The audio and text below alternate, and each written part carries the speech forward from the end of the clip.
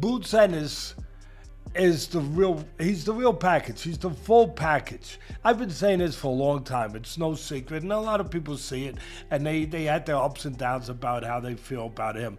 But he's the full package. He can fight inside, outside. He can punch. He's got good hand speed. He's technically solid. His father does a good job. He's mentally right. He's got the amateur pedigree. He's the full package. Remember when Teddy Atlas called Boots Ennis the full package? Well, after what happened yesterday, those words just became reality. Lima didn't make it past the first round. 2 knockdowns, less than 2 minutes. The fight was over before it even started. This wasn't just another win. This was a statement that sent shockwaves through the entire welterweight division. Team Crawford isn't impressed with Jaron Ennis's first round KO win. Assistant coach Bernie Davis dismissed the performance, questioning the quality of the opponent and saying he'd never even heard of him. He labeled Boots an average boxer, shutting down the hype and adding that Terrence Crawford's skills are on a much higher level. Team Crawford has reacted to Jaron Boots Ennis's recent win, and it looks like Team Omaha isn't really that impressed with the Philly boxer. In a recent interview with YouTube channel YSM Sports Media, Team Crawford assistant coach Bernie Davis reacted to Jaron Boots Ennis's recent first-round stoppage win against Lima and called Boots nothing more but an average boxer, basically shutting down all the hype surrounding Boots' victory during his 154-pound division debut. Now, Crawford's assistant coach dismissed the first-round stoppage by trivializing the whole thing and asking, quote, "Who is it against? I've never heard of the guy." He would then go on and say that overall Boots is just an average boxer that doesn't do anything. Bernie Davis eventually compared Boots and Crawford's skill set and suggested that between the two, Crawford's skills are beyond that of Boots. Showbiz the Adult has reacted to Jaron Ennis's explosive post-fight callouts. After his dominant win, Boots declared that he's ready for everyone in the 154-pound division. He called out Virgil Ortiz Jr., Jermell Charlo, Sebastian Fundora, Bakram Murtazaliev, and Xander Zayas, stating he's belt chasing and ready to take over the division. Again, putting together the type of performance that will go down in Boots Ennis lore forever. But the most important part is Boots Ennis calling everybody out finally. But I want Virgil Ortiz next, and if we can't get Virgil Ortiz next, I heard that Baby Cub was calling me out too. Charlo, he can get it next.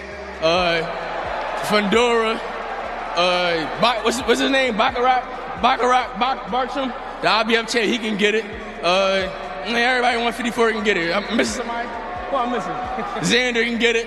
Anybody at 154, I'm belt chasing. This is my division. And guess who was listening? Oscar De La Hoya. The Golden Boy himself jumped on social media right after and said, Please bring on Boras after that amazing performance. That's when you know something shifted. When legends start demanding your next fight, you're no longer just another contender. You're box office. Suddenly, every promoter in the game is paying attention. Fans are flooding comment sections. The pressure's on. Everyone wants to see if Boots can do it again against bigger names. This isn't about hype anymore. It's about what happens next. One knockout changed everything, and now the boxing world is watching his every move. But the man who knows Boots better than anyone stayed calm through it all. His father and trainer, Bozy Ennis. After the chaos settled, he explained what the plan was from the start and what his son wanted to prove. Yeah, I thought it was going to go at least 2 or 3 rounds. Do you think he'd be more competitive at all? He kind of did like nothing. No, because I told Boots not to go out there and play around. Go out there and make a mistake. He made the mistake. There was no shock in his voice, no surprise. Just a father who watched his son execute a plan they'd been working on for years. This wasn't luck. This was preparation meeting the right moment. Bozy didn't just see a knockout. He saw a message being sent to every fighter watching. His son wasn't there to take part. He was there to take over. And after that performance, nobody could argue. Tim Bradley didn't waste any time jumping in. He was hyped, loud, and ready to challenge Boots to keep that same energy every single time he steps in the ring. Bradley's reaction wasn't just commentary, and it was a dare. Get the intro. That's the energy we need, Boots. Yeah, I seen that damn interview, man. Oh yeah, that's the energy we need, man. Damn, I've been waiting on that, man. You let those nuts hang last night. Woo-wee! You let them hang last night, man. Damn, I know your fans is at home. They cheering right now, boy. Woo, they went to church this morning, hit the Holy Ghost dance this morning after your performance last night, man, and after what you said. You want all of them. Now, hey, these promoters now, oh, yeah, these fighters and these promoters, boy, yeah. All that stuff you said, now you got to bag it up. Yeah, Ortiz, I don't want to hear nothing about not fighting no damn freaking Boots. I don't want to hear nothing about that. Win, lose, or draw against Lubin, damn it, you need to fight Boots. Yeah, y'all supposed to do it at 47. Oh, yeah, now you at 54. Hey, we want to see it. We want to see it, win, lose, or draw. Hey, Lubin can get that work too.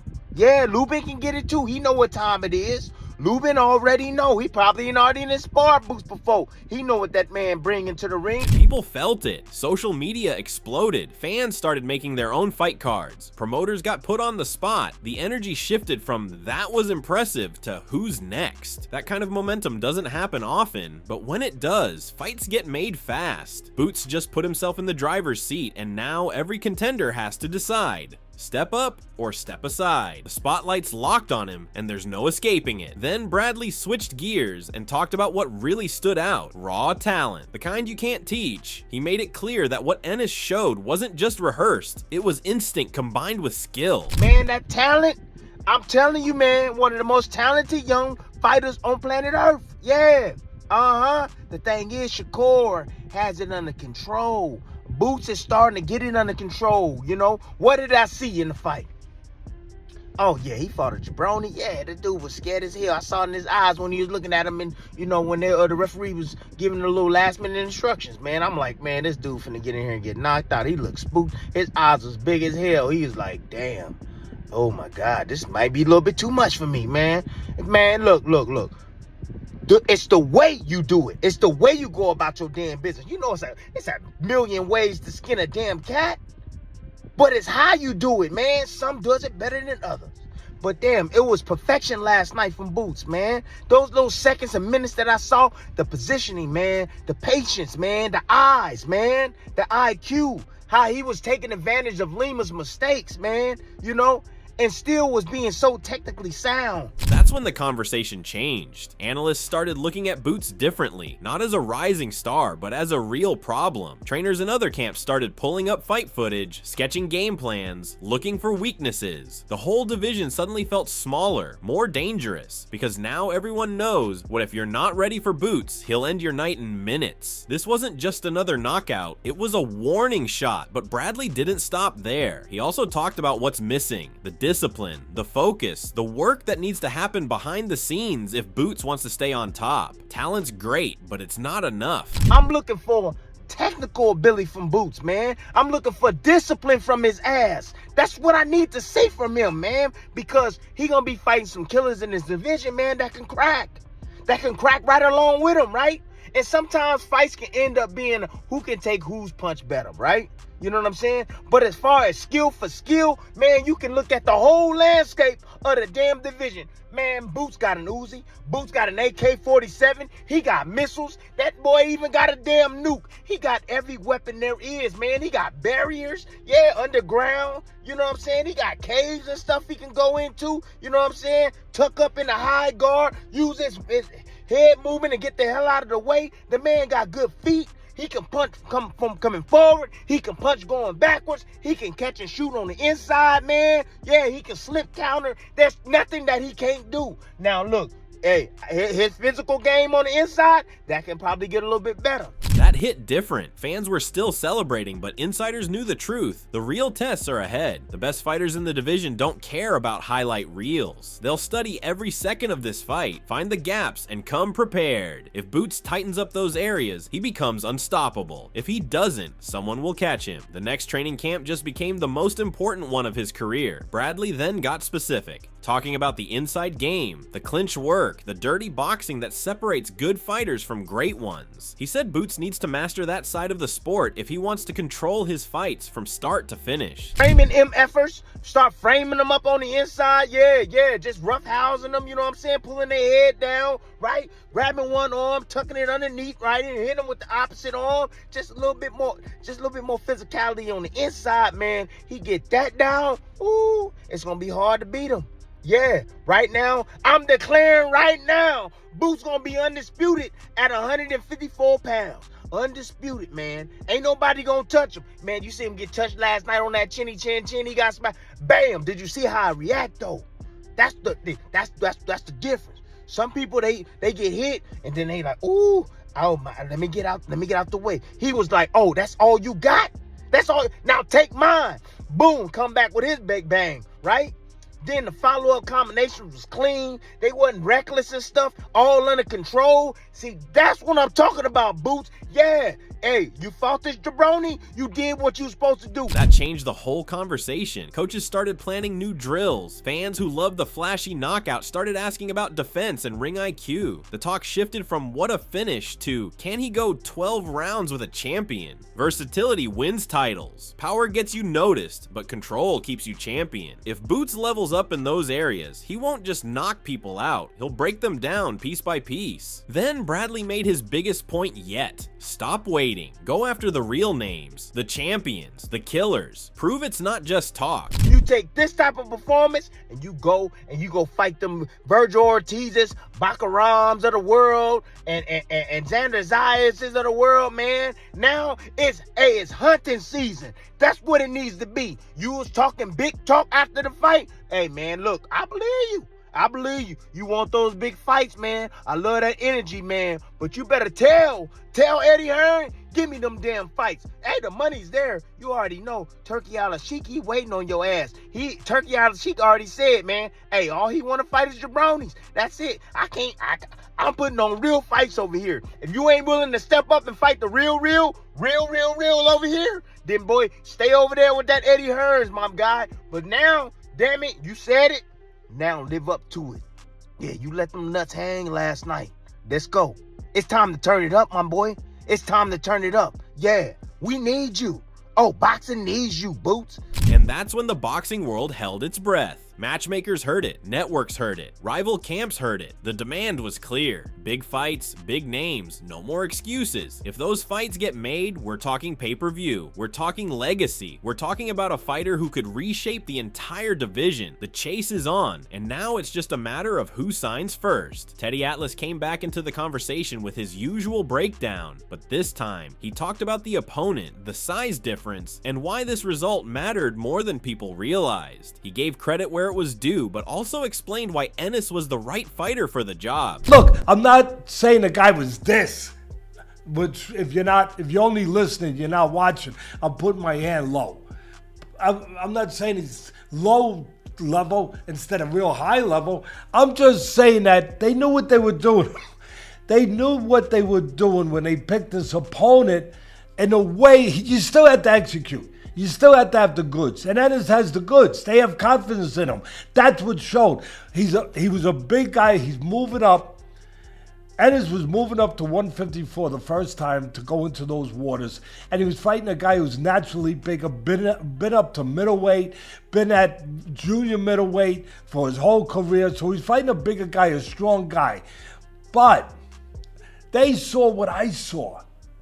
Yeah, the guy was a game guy. He's only got one loss. Atlas reminded everyone that matchmaking is chess. Styles matter, size matters, experience matters, but so does execution. Lima was bigger, more experienced, and supposed to be tough, but Boots handled him like it was easy. That's what made this knockout so dangerous. It wasn't just power, it was precision. Matchmakers watching that fight are going to think twice about who they put in front of him next. Atlas also went back and talked about Lima's past, specifically a previous loss, and why that didn't tell the full story. He explained why this fight was tougher than some people thought. That tape of his loss. He lost to an undefeated fighter. The first thing I marked down, because I write everything down, I said, yes, he lost a competitive fight here. But the opponent, the undefeated opponent, is nowhere near the level of Ennis. He's nowhere near that level.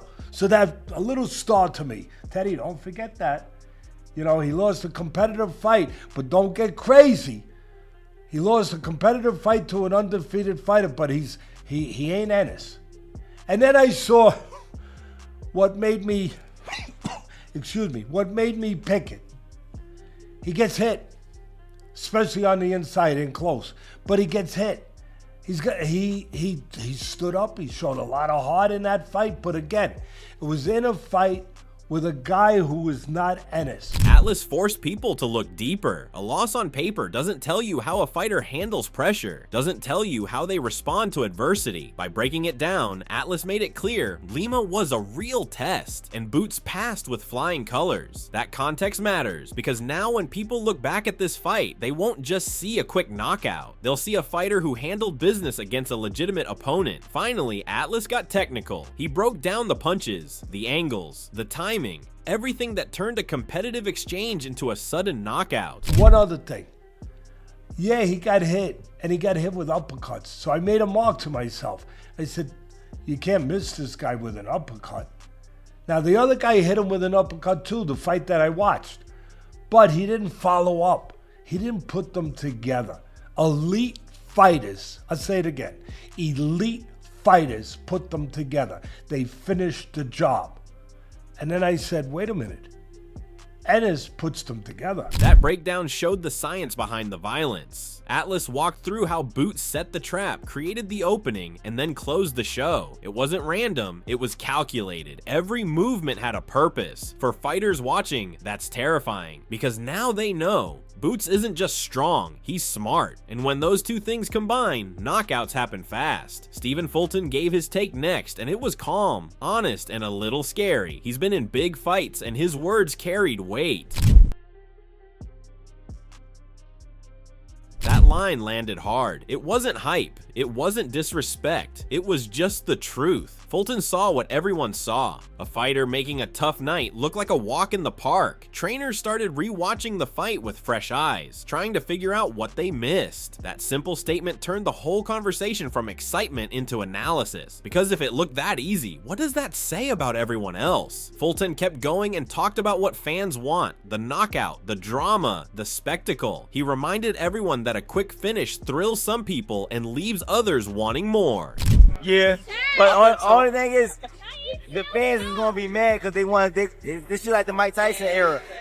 When Mike used to fight and he put him out like 50 seconds, motherfuckers used to get mad, so Boots had to start carrying him a little bit. And that's the debate now. Do quick knockouts build legends or just highlight reels? Promoters are watching, fans are arguing, social media is split. Some want wars, some want destruction. Either way, the buzz is real. The question is, how will Boots be remembered? As the guy who ends fights fast, or the guy who can go the distance with anyone? That tension keeps people talking, keeps them buying tickets, and keeps the stakes high. Imitas Stanionis added his voice to the mix, and as someone who's been in the ring and felt real power, his words carried respect. I was thinking before the fight, like stylistically, that he will knock him out because Lima is good fighter, you know, but his chin is open in there. I'm more defensive, you know, going inside, and my head is a little bit down, so it's not so easy to knock the guy out. But Lima, it was like, damn.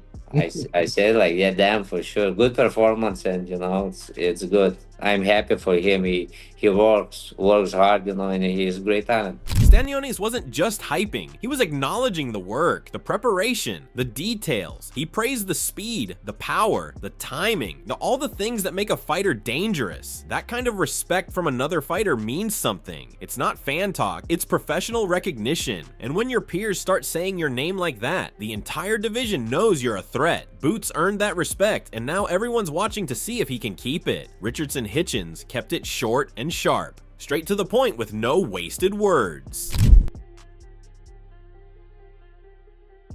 Hitchens didn't need to say much. That sentence said it all. Healthy, dangerous, great. Those 3 words painted the picture perfectly. Fighters listen to that kind of talk. Matchmakers hear it. Fans remember it. And now, the next time Boots steps in the ring, everyone's expecting the same thing: total domination. The pressure just got higher, and so did the expectations. Greg Hackett's reaction was pure honesty. A mix of shock and respect that only someone close to the sport can deliver. Man, what more can you really ask for? I said that I did think it was going to be a better fight. I said that I thought, what's his name, Lima was going to knock Boots down, and Boots was going to get up and beat out of me. Boots just cut to the chase, that's all. Hackett Hackett expected a fight, a battle, maybe a war. Instead, he got a knockout before the round even finished. That's the thing about greatness. It shows up when you least expect it. Boots didn't wait for drama. He didn't let the fight develop. He ended it fast and left everyone stunned. Hackett's reaction said it all. Sometimes the best fighters make it look too easy, and that's exactly what Boots did. Before the fight, Hackett admitted he was nervous. He knew boxing could go sideways in a heartbeat, and he didn't want Boots taking anything lightly. I was trying to put sauce on it. I was trying to put sprinkles on ice cream. I was trying to put the cherry on top. You know what I'm saying? The reason being, I didn't like how people was talking about the fight. I didn't like how people was trying to just say, like, you know, the guy wasn't shit. He turned out to be a victim. Okay, cool. But I don't like to disrespect people. And you know what had me in that bag? The Tellez fight in Abbas. Facts. That had me in that bag, I ain't gonna lie. Cause I'm like, that's what happened when you sleep on motherfuckers. You cannot do that. I don't care how, you know, how good you are, I don't care how confident you are. You cannot do that. So that had me like a little like, man, we gotta make sure we lock in. But it's so ironic, it's so crazy that Boots say, his pop say to him, don't play with him. That means everybody in the same mindset. Like, you know what I'm saying? If you think about it, everybody's like, yo, don't play with him. Like, fuck him up, man. Like, don't even try to play around with him because shit be happening. So, and I'm not saying me and Bo was connected. We was talking about it. It wasn't none of that. That was the vibe, bro. I just felt like some nut shit would happen. I didn't think Boots would lose to him. Fuck no. But I'm like, this feel like one of them times. Like some nut shit happened. You know what I'm saying? And Boots just cut to the chase, but on some smooth shit. That kind of honesty shows the real side of boxing. The tension before the bell rings. The fear of one mistake costing everything. Hackett and Bozy both knew it. And that mindset is exactly what kept Boots sharp. He didn't play around. He didn't waste time. He went in with one goal: end it fast. And that focus is what made the knockout so brutal. The mental game was won before the fight even started. Greg Hackett then explained the technical side, breaking down exactly how Boots set up the finish. Real smooth. He fell in with the left hand, caught the angle. Lima just looked at him when he missed. Lima stopped and looked at him. Boots came back up with the right uppercut and it buzzed him. Once he was buzzed, there wasn't no coming back. His breakdown showed the intelligence behind the power. It wasn't wild swinging, it was calculated aggression. Every feint, every step, every punch had a reason. Hackett made it clear. Boots wasn't just stronger, he was smarter. And when a fighter combines power with brains, they become nearly impossible to beat. That sequence wasn't luck, it was mastery. And now everyone knows it. So here we are. Boots Ennis just shook up the entire division with one brutal, perfectly timed knockout. The boxing world is buzzing, analysts are debating, fighters are watching, and the question everyone's asking is, what's next? Was this just one great night, or is Boots about to go on a run nobody can stop? Can he handle the top guys when the fight goes long and gets dirty? Who should he fight next to prove he's the real deal? And who should stay far away from him? Could a big money fight turn him into a superstar? Or will someone expose him before he gets there? Drop your thoughts in the comments. Who do you want to see him fight next? Don't forget to subscribe and hit the bell so you never miss the latest breakdowns and reactions.